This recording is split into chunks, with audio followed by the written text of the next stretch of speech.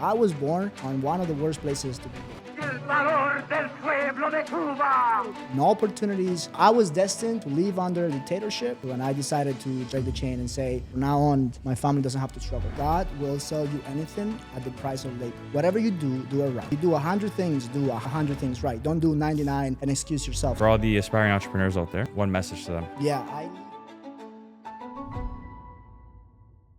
What's up, everybody? Welcome back to Price to Sell podcast. I'm your host, Matthew Campoli. And before we begin, please don't forget to like, subscribe, and share. Thank you. But today we have a very cool story that we're going to dive into with our guest. He's a true entrepreneur through and through, coming to Canada from Cuba with nothing, and now a very established and successful entrepreneur in the city and beyond. We will dive into his mindset, his business, overcoming adversity, and more. He actually recently just had his tattoo shop set on fire and running within weeks, actually days. Yeah, right? 2 days. Within 2 days. So just to point out the adversity here. And with me today is an artist, visionary, owner of Heartless Ink Tattoo Shop, Esteban Rodriguez. Thank you for coming. Hey, thank you for inviting me, man. Of course, man. That was a good introduction. Yeah, well, I try sometimes. And I'm wearing pants, but if I wasn't, you'd see actually some of his work on my legs because he's tattooed me. And it's You should have worn fire. shorts today, bro. I should have, Yeah. Look at you. If you guys are watching, we have to just applaud his outfit. Thank you. You're always dapper to the nines, though. Thank you. It's part of the brand. Exactly. Part of the vision. Pairing tattoos with presenting tattoos in a higher end. Yes. You are the guy with a bunch of tattoos, my neck, I'm tattoo everywhere, but at the same time, you wear a suit, nice watch, and people treat you the way they see you, and I think it's important to express yourself the way you want people to see you. Agreed, man. Agreed. But let's give people some. So before we get into what you're doing right now, I'd love to dive into your story a little bit. Obviously, you have a really cool story coming from Cuba, and people are about to learn what you've built for yourself. But this is a true, literally coming. Not. I'm assuming you didn't know anyone here. I knew some people here. Was it family? Yeah, I had uncles. Uncles here. But still, you pretty much took everything on your I was own on my and own from scratch. Much. Yes, right? Much, yeah. So let's hear this story. Okay, born and raised in Cuba. Cuba is a communist country. For people that don't know much about politics and geography, we've been under dictatorship for over 50 years. I don't know, like in Cuba, people think of Cuba as nice beaches, like nice weather, resorts, like a good time. If you're a tourist, sure. But if you are a local, what Cuba means is starvation, lack of freedom, lack of opportunities. Literally, your life is you're chasing a plate of food every day. That's what your life is about. So since I was a kid, I just knew that I had to get out of there. I would say I was pretty ambitious, and I wanted to have a better life for me and for my family. So I always set as a goal to leave the country, to escape the dictatorship. And at the age of 19, I was able to come to Canada. I came as a student with the help of my uncle. And when I got here, literally, like very little English, very little resources. I was paying $300 a month for rent, Jen and Finch. That was the first, literally. How much? $300. Wow. Were you renting a room? That was actually a whole basement. Okay. In Jen and Finch. Oh, wow. I didn't know Jen and Finch was, like a not very desirable area. I thought it was just cheap. And I thought I had this idea of Canada that everywhere in Canada was nice. So I'm like, oh yeah, I mean, whatever, I come from the ghetto, how bad can this be? So I lived there for a few months, and then I was doing construction at the time. Arrived here with no money, so I was doing construction, and I was going to school. And I would do construction like 6 a.m. in the morning to 4 p.m., and then just with my safety boot, my helmet, I'll just take the public transit to the school and do school from 6 to 9 to 10 p.m. I was doing art. Okay. And that's how I learned some English, because I came with very little English. Okay. Yeah. So that's a little bit of how I arrived here. And then I did construction and schooling for 4 or 5 years. And so art was always my passion. I also studied art in Cuba. And I was actually making a living in Cuba doing a little of everything, but I was selling art to the tourists. So I would do like little souvenir paintings and stuff like that, and I would sell it to tourists. I'd do like portraits of them on the beach. At the same time, I would sell them like Oh, cigars. so that was your hustle? That was my hustle. So you're on the beach hustling Yes. to like resorts. Exactly. Oh, wow, man. Yeah. So Wow. I was. That's how I learned some English, and that's how I actually get to know about Canada, because a lot of the tourists in Cuba actually are Canadians. Yes. And I always thought that they were cool people compared to people from other English-speaking countries. So yeah, I was doing that. I was selling them little portraits. I would just do little acrylic paints of the beach. I say, okay, standing there, and I just do it. I'm like, pay me whatever you want, like $5, $10. But then I started like providing them with anything else that I needed. Like, you want cigars, you want to go to the clubs, you need a car, you need a chauffeur. I'll just provide them with whatever they needed. It was like, you do what you got to do. Yeah, concierge little service. Yeah, Definitely. yeah, That's a grind. I always respect those guys on the beach. Yeah. Mexico, like wherever I go. I wasn't one of the annoying ones, though. You know Okay. how they come in The and they hecklers. really hassle you hard? Yes. I was always the honest one. Nice. I would say, hey, don't go there. Just pay me whatever you want. Actually, my business model was always like trying to do something different than everybody else because there's competition. So what I did is, instead of charging them a flat fee, I'll say, hey, I'll take you whatever at my own expense. So I had a car. I had the, I'll cover all the expenses, gas, whatever, and you give me whatever you want. Yeah. Whatever you tip me, whatever. So anything that they would tip me was crazy. Like, for example, my dad, his salary in Cuba would be something like $50 a month. That's crazy. Translated to pesos, right? That was like a couple of thousand pesos, but that's like, bro, like $50. Wow. And I would get a tip of $50 in any given night, right? Wow. I'll take you, let's say you and your friends got to Cuba, you want to go to Havana, which is the capital. You need somebody to tell you what the best places are, whatever. I'll go and provide that for you. I say, how much is it? Like, don't worry. At the end of the day, give me whatever. And I'll just make sure they have a good time. I'll take them to the good places. Sometimes I'll take them to my families and tell my grandma, just cook for them. Oh, wow. Yeah, and they'll appreciate that. And at the end of it, it's like, here you go, $100, $50 in a night. True. And my dad was making $50 bucks a month. Crazy. So yeah, that's kind of what the Cuba looked like. Yeah, a lot of sports also growing up, stuff like that. I was bronze national in wrestling. Oh, wow. So that's where my passion for fitness and all that stuff came from. True. That was Cuba. And then here was like, go to school, construction, make ends meet, pay for tuition. And I became a professor, a teacher at the same school that I was learning. For art. Exactly, for art. And I was... Well, how did that come? Were you just like really excelling? Yes, I was. Okay. So there were 4 levels. And when I was in actually the end of the first level, other students would start asking me questions. When the teachers weren't around, they would ask me questions. And it just evolved into like, I naturally became kind of a little of a teacher. And then they notice it and they say, hey, do you want to start teaching? And I say, sure. And they basically, we exchanged tuition. Instead of paying tuition, I was helping them out and I was able to complete the rest of the program. And eventually it became an official position and I started just making money and I helped building the curriculum of the academy as well. It was a very good relationship. It was like my home. I had no family here. Yeah. My uncles were west, like Winnipeg.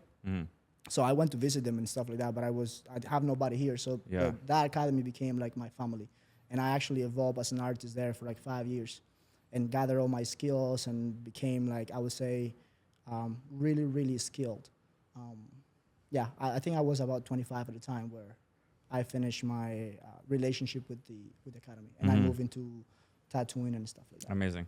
And then quickly, high level. Now we're going to continue with the story, but just so, again, because a lot of people may not know you, quickly, high level, like what does your business life look like right now? Because we have a nice McLaren key on the table here. Completely fast forward, where are you at now? Just I want to show the contrast. Well, from them to now, so I own, I would say, the best tattoo studio in town. We have a waiting list of clients. Our clienteles it's not any clientele. It's like a really high-end. Everybody that I tattoo is like, I don't know, somebody. They own the cars, they own the properties, like a lot of real estate, a lot of business people, and people that are looking for absolutely the best service and the best product. That brought, a lifestyle that I always dream of, but I didn't know how I was going to come to that lifestyle. So, like the supercar is an example. I always dream of having a supercar. I recently bought it. Actually, I talked to you before I bought it, 720S. Yeah. McLaren. Yeah, crazy car. I always like to have the key around because it reminds me of, it's like a symbol. Yeah, the penthouse, the trips, the Yeah. business trips, the custom-made suits. That's something that I always wanted. Yeah. I always dreamed with getting my suits bespoke.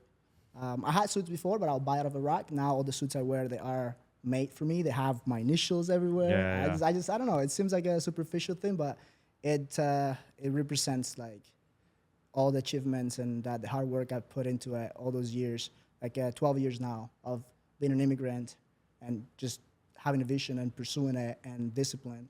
That's pretty much what all of that means. Yeah. People just see like, funny enough, people think that I have money. I'm like from a kid with a mom and daddy kid. Like I have that. Everyone thinks that. Everybody thinks that. Yeah. And it's like the most, it's not annoying anymore, but it is like, no, like it's not. Everyone, those are just more haters, man. They just like, they have to say that to feel better about themselves because they're not where you're at. Yeah. You know what I mean? Yeah. I feel like a lot of people who will hate on successful people It's and like a will crush. automatically go to like, he must have had parents help him. Yeah. It's like, that's just, they're just, they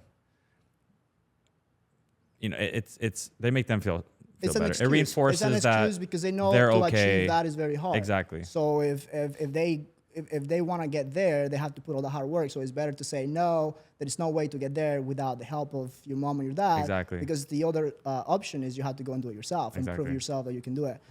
Actually, on those achievements and the lifestyle, like I talk a little about the stuff that people see, but the most important thing that I have achieved, which was number one goal, was to bring my family out of poverty. So I left since I was a kid. That was my main goal. That was my biggest motivation of why I get stressed about not making enough money. Why I'm so resilient about just building a life of success. It was my family. I want to bring my family out of poverty. Like we were very poor, but really good parents. And I got 2 siblings, and all of them at this point, I support all of them, except my brother, which is the guy that do my content. Now I gave him before I would support him, but then I brought him to Canada. Crazy story with the narcos and all that stuff. Now he's here, and now he's the guy doing all my content, and he's killing it. Can you tell that story? With him? Yeah. Oh, it's crazy, man.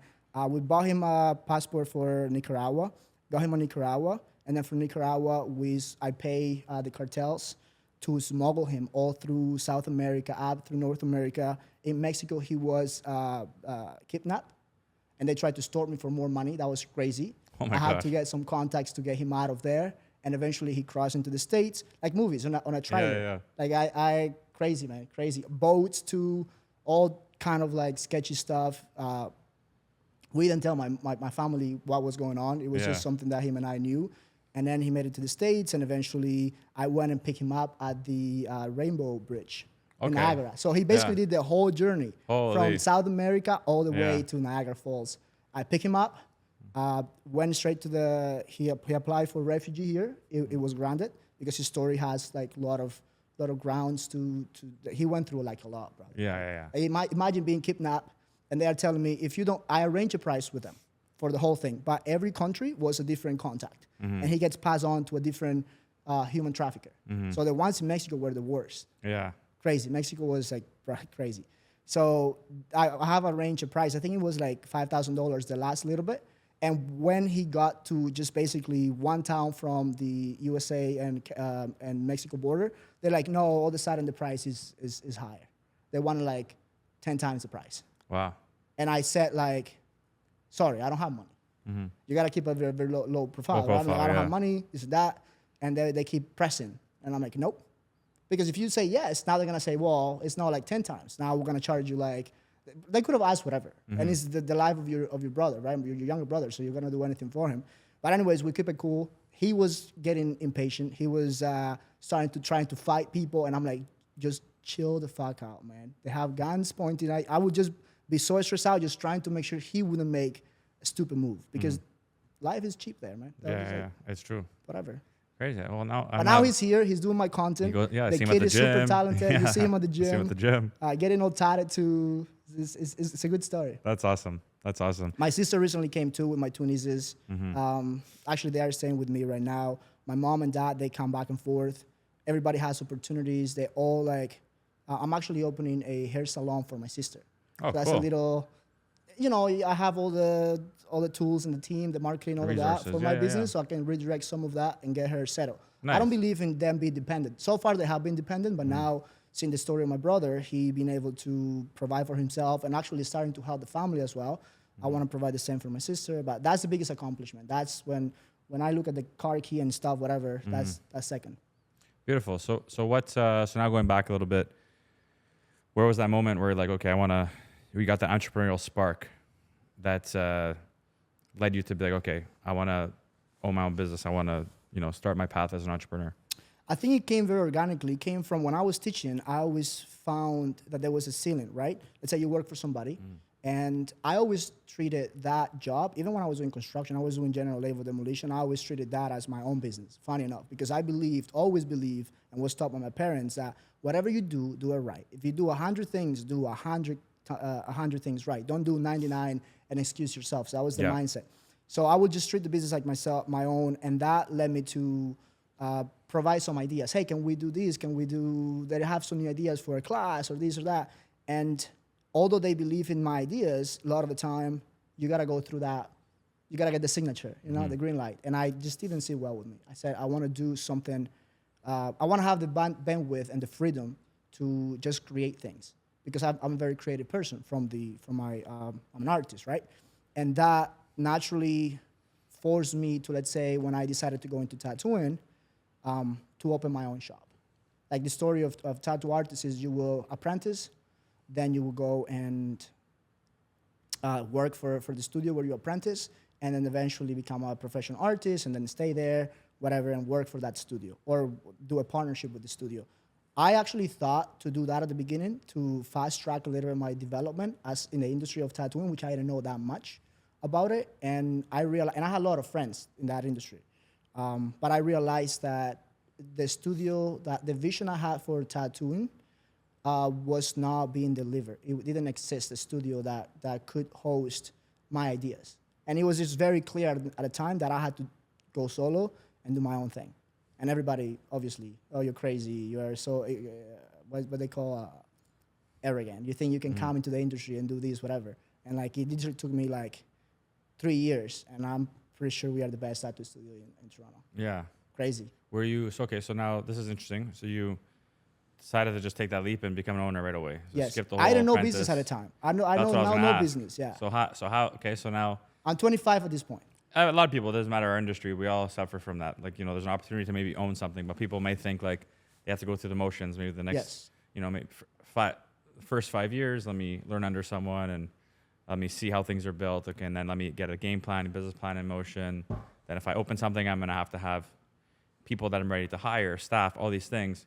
Tons of money to start with, tons of capital. Risk. If I make big mistakes can ruin me, can shut me down. Yeah. So how were you scared to get this going? And where did you learn? Like, did you either, have a mentor that helped you? Did you, find resources and like educating through books? Like where did you learn to establish yourself? Because what you've done in 3 years is remarkable. Thank you. Right? Yeah.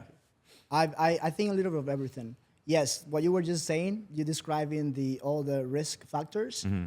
That's exactly everybody that cared about me at the time told me that. Especially because I'm already established as an art instructor. I'm also selling paintings through to clients. I was doing private clients. I was doing good. I was already bringing a pretty decent income for like a 24, 23, 25-year-old. Yeah. So I wasn't struggling anymore. I was helping the family, but it was not enough, right? Yeah. So when I decided to do this, I told the people in my circle, hey, I'm doing this. Even the people at the academy, I said, I'm quitting for this is the reasons why. Sorry, you have family, but I gotta move on. This is my new adventure. And everybody told me exactly that. All the rest, you gotta go and work for a studio, you gotta do this, you gotta do that. And it was one person that believed in me at the time, and that was my business partner, Ash. Yes. So we both owned the studio. A lot of credit to him. Like we met at the gym, and we became friends really quickly. We had a lot of things in common, the cars, the lifestyle, a bunch of stuff. And he literally believed in me right away. And I think that's how I started learning about business. Like through him. Okay. He's a real estate agent, but he's also a developer. But he's one of those people that know a lot about a lot of things. Yeah.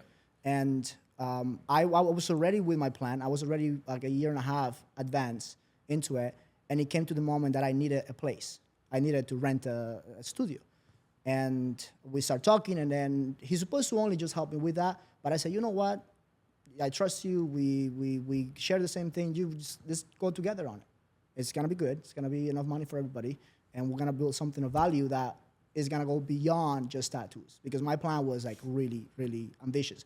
I just didn't know how, but that's how I started. Then, like he was the first person that told me about a bunch of concepts I didn't understand, and I started getting myself educated more into the nitty-gritty and the technical things of a business, right? I don't know, what was inventory, what was demand, what was supply, how do you basically what the profits are. Because all the ideas I had were like extremely expensive to the point that they wouldn't even give a return. Yeah. I was dreaming of something crazy. Even the studio, you see in the venue, like we invest over $500,000 on that unit. And it was that was just decoration and all the style that you see. That was just like interior decoration and building things. We didn't build the structure, right? But I think that was crazy. Like the finishes that we have, the system, the lighting, the changes, the gallery, like all that stuff was like, I wanted to go double that, but it made no sense, right? Yeah. To open with that amount of overhead. Actually, we did. Like when we start, my overhead was $15,000 from the beginning, and it was just me. I have no other arts monthly. Yeah. Yeah. So that was crazy, and we support that mainly with my tattoos, and we put money together. I learned how to. I remember this was very difficult to not have all that cash on hand, and go through loans, go through programs, and kind of figuring out how to collect that money and build. I was even afraid of loans at the time, right? I would be the guy that would pay out of debit. I didn't know how it worked, right? What do you think of loans for starting businesses now? I think if you trust in what you do, if you have a vision, definitely don't go. Get your money. However, I got right now certain loans for crazy interest rate. I got loans for like 12% interest rate. And the return is like, but you gotta be comfortable with that risk. Yes. I was always comfortable with that risk. Yeah. Do you think there's a level of mindset that helped you through this too? Because you are a big mindset guy. Yes. I've spent, how many hours did we spend on my leg combined there? At least like over 10 hours. Yeah, maybe at least 12, 14, I'd say. 12 to 15 hours there. So I got to tap into I could tell you're a big mindset guy, right? Yeah. Big believer, big visionary. Where did that come from? And do you think that plays a huge role, obviously, as being an entrepreneur and succeeding as an entrepreneur? Yeah, that comes from my mom, honestly. Man. Okay. When I was very little, she told me something. I don't know if it's true or not, but she said, "You're smart, you're talented. Use it right. Don't use it towards bad things. But I believe that you could do whatever you set your mind to." They were kind of born with the star. I know, God told me. Like some, moms, right? Yes. Cute stuff, but anyways. But I don't know, she would repeat that over and over, and I just always believed it. I always believed that I could do whatever I set my mind to. And then when you start doing things, even young, I went into wrestling, and I took it to a very high level because I believe in it. And it was always it's the same pattern. Like you want something very ambitious, and people tell you, you cannot go there. Like for example, I was the only white kid or whiter, right? Lighter skin, I guess. I'm not necessarily white, but that was on the wrestling team. Everybody was like, genetics were superior than mine. And I was the provincial champion, I think 10 times. And I went to the nationals. And you think mindset brought you yeah, there? definitely. I want to prove everybody that, yes, I was lighter skin. I was strawny compared to everybody else, but I had what it needed. And it was the same through the whole thing. Like that mindset that if I put my mind to it, and if that's all I really care, and I do my part, I will succeed at it. And if I don't, hey, I can sleep good at night because I did my best. Yeah. Yeah. And so how do you keep the mind sharp now? Physicality. Like we talked a little bit about this. Like in the mornings, I like to definitely do my cold showers. I just wake me up. I go crank the shower the highest. And that's the first thing I do in the morning, just to remind myself, because I have a very comfortable life, man, Yeah. I have a king-size bed, like this and that. Everything look pleasant. You don't want to get out of bed. The temperature's right. The lighting is right. You do all these things to when you move up, but then you get too comfortable. And I think we can all relate to it. Growth only comes from places of struggle, right? And that's when the challenges arrive, that's the opportunity to overcome that and then land at the next level. You always need to go through this uncomfortable end of that level to go to the next level. Yes. Yeah. So physicality, then I box. We have that in common. At the gym, basically, like always pushing yourself and just always looking for an opportunity to learn. Like something like pain. Pain is the best teacher. Something like for that. sure. Yeah, I do believe that big time. I look for opportunities to put myself through harshness. I think that is definitely part of that mindset. It keeps me on it. Keeps me on it. Even when I walk on the streets, I'm looking over. If I read, I read for knowledge. I never read for leisure. When I travel, I try to make sure that all my trips have some sort of productivity to it. There's always a business link to it. There's always visiting somebody that I have to network with or a client I have to go and see. Even if I want to go to, let's say, you went to Egypt recently, right? If I want to go there, I'll find a client that won't work there. And then I'll find something to do productivity-wise that I can go and, yes, have my fun, whatever, after I work, but I got to prove myself that I deserve that fun. Yes. I think that is the mindset. Do you think sometimes do you think that could be unhealthy sometimes? Yes, big time. That is, that definitely. A lot of people that are overachievers and A personality have that problem. Last year, or even like these years of building the studio, I worked 7 days a week, over 12 hours a day straight. And at the end, I ended up losing my relationship at the time. I wasn't putting my energy there anymore. I got pretty like burnout, I would say. And I didn't know the range of stress I could handle, right? I think your success, how successful you are, is linked to the amount of stress you can handle. Yes. I would say that's a pretty accurate thing to say. And I didn't know, right? Because you're always pushing yourself, so you know what your limit is. And I think last year I reached that limit where everything I built didn't matter anymore. I didn't have the McLaren yet, but I had the C63. I got other cars. I got the bikes, everything. And I got the penthouse. I got a beautiful girlfriend. I got my family wasn't struggling anymore. I had like a bunch of stuff like settled. And wine didn't taste as good. Water would not take the thirst away. No fun experience was gonna do it for me. No trip, no women, nothing was filling that cup. And I realized that is because I wasn't having fun anymore with it. I was so obsessed with being better and grinding and more and more and more that everything that I built was being undermined. I wasn't looking at that. Didn't matter anything. Like honestly, I look at it and say, whatever. I could have the car parked there and look at it and say like very few people can have this car and enjoy it, and I'll be like, who cares? Yeah. I could be on the penthouse, comfortable life, don't have to worry about money, and I will look at it and be like, I don't know. Life there has to be more about it. Yes. And that's, I think, the next level that I enter and the new season of my life that I'm kind of doing right now. Building, but in a way that I cannot not enjoy it. I have to enjoy what I have to appreciate, appreciate it, gratitude, right? Yes. Yeah. Very important. Very important. I can relate. Very important. I can relate. And let's talk about so what you have, because we're going to near the end here, but what you have coming up. So you have really cool concepts that you're bringing, and you're also opening up in Miami, and you have some different levels to the business that you're going to start bringing to the market. So I'd love to talk about that because it's very, very cool. I'll do a quick overview. So right now, Heartless Inc., which is my main baby, that's the beans are there. The studio is pretty much at a point that it's all set, right? So my team is complete.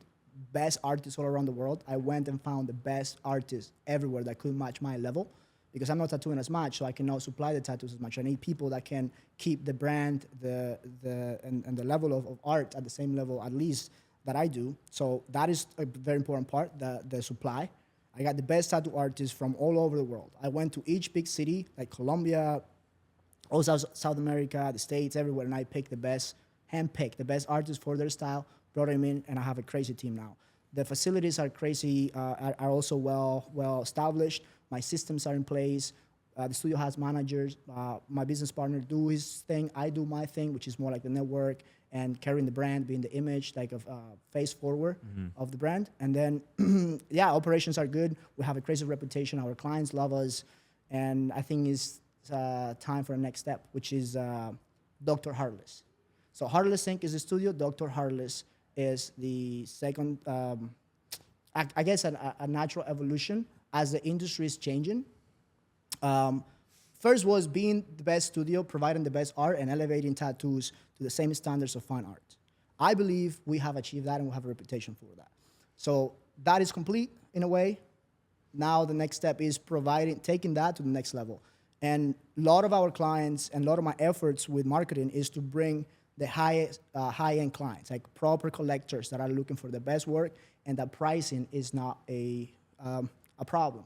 Because to get the best items, you gotta be willing to pay that price. It's expensive to produce even tattoos at the level that we do. And those clients, what I found is they have no problem with the pricing, but they have problems with the finding time, for example. The convenience of it. For example, a big tattoo, like a big back piece or a full arm, takes 6 sessions in average. It could be up to 10. Those are full days of work that you have to take off. It's not like after work I go and get 2 hours. It's like a full day dedicated to getting your tattoo done. Yeah. And imagine a lot of my clients own businesses, right? Even we have to reschedule a few times because you got busy, I got busy. So that's the story with every of my clients. Yeah. And the idea was to fix that problem. What if we can take all those 6 sessions and provide it in one day? And that's where Dr. Heartless came in place. So basically, a team of doctors come in, anesthesiologist and a nurse. They put you under. Obviously, all the facilities are built and all the infrastructure is built for it. You go under, and then me and a team of 5 to 7 artists, depend what kind of project we're doing, because sometimes it could be full back and full legs, go at it. I lead the team. I basically design the whole project, and then it gets deployed in one day. You wake up, and your tattoo is done. So let's say you can easily wake up and have your full back done and both of your legs done. Wow. That's the most I would do. I'd probably prefer doing just one big piece, like a full leg that takes about 8 sessions, do it in one day. A full back that takes about 8 sessions, do it in one day. A full arm that takes about 6 sessions in one day. But that is like the response I had on that. Like, we are not officially doing it right now, but I'm already building the waiting list, and my waiting list is like crazy, and I haven't advertised it yet. Wow. I'm just working on the brand. Yeah. Right now, all the landing pages have been built, and then I'm just giving my clients the first take. Hey, I'm doing this. I'm gonna do it. For now, I'm gonna start doing it with a little bit of a lower price. And because you'll be my client, I want to offer it to you first than everybody. And the waiting list just out of that, right now, I think is over 50 people. Oh, wow. Crazy. Yeah. And I can only do 1 client per week. So the demand is not enough for the supply. You're a year already. Yeah. Almost at a year. It's crazy. And then that's going to be deployed in Miami as well. So I'm already working with the move. I don't know, we're looking at Canada in the future. Seems a little bit uncertain. It's true. We are being not a lot of freedoms anymore. And for people that are... You would know that. Yeah. You would understand that. Yes. That's the one thing I want to tell everybody. Like, do not let communism come in here. Yeah. Yeah, you can. And I think Florida is weather-wise there's an incentive of changing the weather. It makes sense that my lifestyle, like right now, winter's coming. What I'm going to do with my supercar, my bikes? Park it. And still pay insurance for it. So it makes no sense. So I'm trying to provide these over there, and I think the lifestyle that I provide is gonna be more. When I mean lifestyle, I mean the tattoos. You can, it's accessories. You can wear all year round. It's gonna be more appreciated there as well. But Toronto is always gonna be like home base. Home. I agree. Yeah. I agree. I'm on the same wavelength. Yeah. And I want to hear your thoughts on this fire. So, recently, was it three guys, 2 people? Yeah, so recently, as you saw in the news, the studio got vandalized. Yeah. It got targeted. It wasn't an accident. They were not trying to steal anything. They literally set up Molotov cocktails, bottles with fire, and broke the glass, the window, and threw it inside with a clear intention of burning the store down. That was very clear. Like, people were asking me, who did it? Was it homeless? Or tried to steal? So I'm like, no. This was targeted at the studio or at me or my business partner. Or could be, we don't know the reasons yet. But basically, 4 guys came in, 3 guys hit the fire, 1 guy was like scouting and watching, and they did a pretty poor job. I would say these people are pretty amateurs at building Molotov cocktails, because if they would have done it right, the whole studio would have burned down. So I finished the day of the incident. That was like about 10 days ago. The day of the incident, I tattooed until 12. I was working with a client, and we went really late. I finished 12 a.m. 12 a.m. Yeah. Yes, 12 a.m. We usually close at 8. Everybody went home at 8, but I always stay working a little bit later. Finish up. Yes, finish up. put the alarms, put the lights, set the lights on, and then went home. Around 3:30 in the morning, I get an alarm on my phone saying broken glass. And I'm like, oh, shit. But I'm half asleep. So then another alarm comes in, and it says fire. I'm like, what? So I literally, like, put myself, put some shoes on, I shouldn't say this. I have a katana, a sword. I took it because I don't know what's happening. Fire, like broken glass. Yeah, you know. true. I thought of taking the guns, but I figured it would have been a bad scene. Anyways, I landed there in like 10 minutes. The police was there already because they are behind my unit. Like basically their station. Oh yeah, is, the station right there. Yeah, it's behind. Yeah, it's like, literally attached. Almost. Yeah, so they got there first than me. Yeah. And then the firemen, the fire people department got there. I looked. What I saw was the whole studio was on fire, basically. But it wasn't fire; it was smoke. But I didn't know. I see like a little fire and a bunch of smoke. I couldn't see the paintings anymore, and that was my biggest fear. There's the paintings. Yeah, I said to myself, "Hey, if the whole studio burns down as I'm walking. They said a fire. I'm pretty sure the whole studio is burned." Yeah. I'm like, fine, but I just care about the paintings because those are the only items that cannot be reproduced, and that collection that I painted is worth at least like $1 million. So I was like, holy fuck. Yeah. And but I got there, everything was very dark, a lot of smoke. The fire department would not let me get into the actual perimeter. I'm like, bro, I own this business. What are you talking about? Let me help. Like, no, everything's out of control. Anyways, they took care of it. To be honest, I didn't know they were that efficient. I would say a lot of people complain about the police and the fire department. At least the fire department was very efficient at taking the fire down, remove all the smoke, and then the damage wasn't that bad. It was just the glass was broken. One of the stations caught fire, and that was the only station that didn't have paintings. Wow. Because every station has a painting behind. In the back. That was the only station that didn't have a painting. So you didn't really... didn't suffer much damages, no. Okay, that's amazing, man. Yeah. The one thing is the smoke got everywhere. That's the only thing. So the smoke has to be removed. We're still working on it. It still smells a little bit. And the smoke has to be like manually removed from everywhere. So some painting to do, whatever. But we were able to open the shop. Only got interrupted for 2 days. The whole team came together super quickly. We are over 16 people in total, employees, artists, and the rest of the team. And we were back in business. And now I think tomorrow we're gonna be installing bulletproof glass. Nice. Yeah. So the glass I didn't know it was regular glass.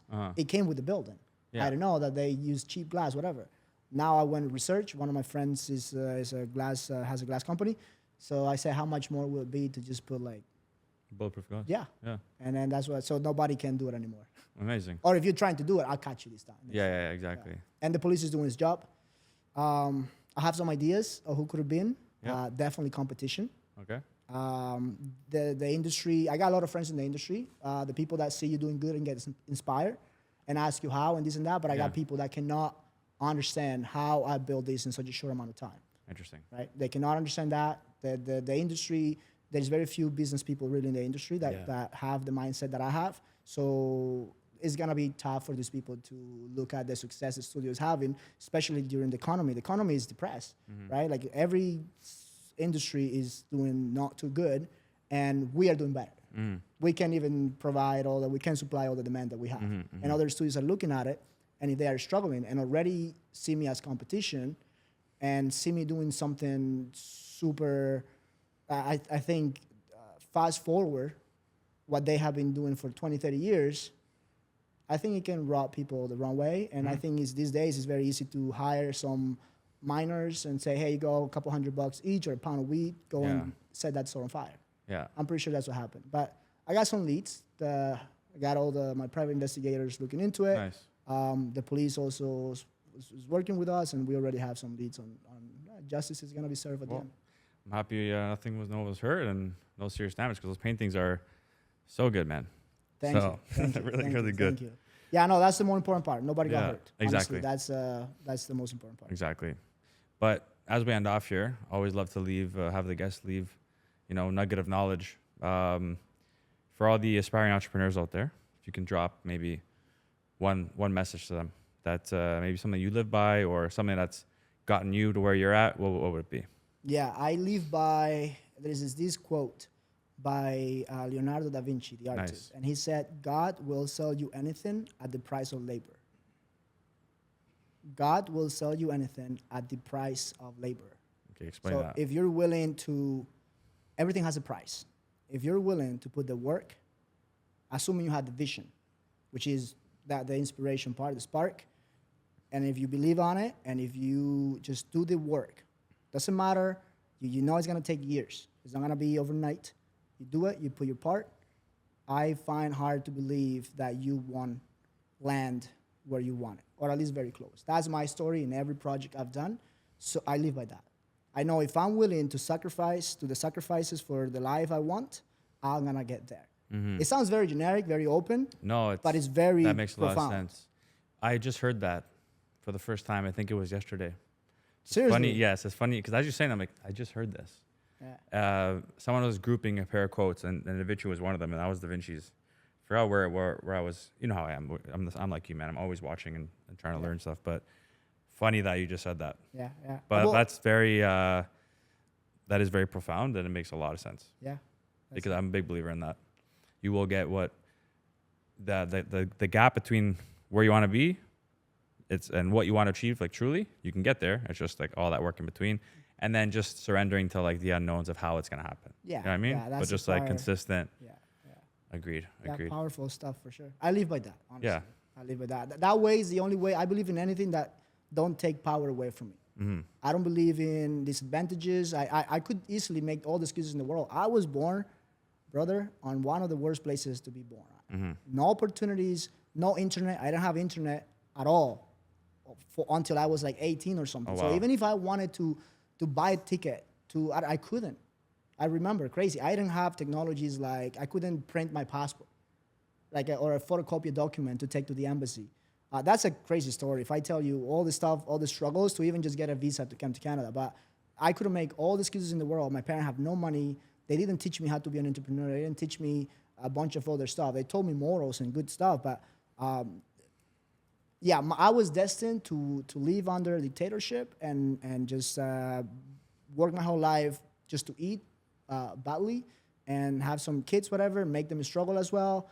And that was what I was born to. And I decided to change the generations. I wanted to be the person that broke that Break in the my chains. family, break the chain and say, from now on, my family doesn't have to struggle. And I brought the older ones up with me, my mom and my dad, and my siblings now have their opportunities to do the same. I'm doing whatever they love.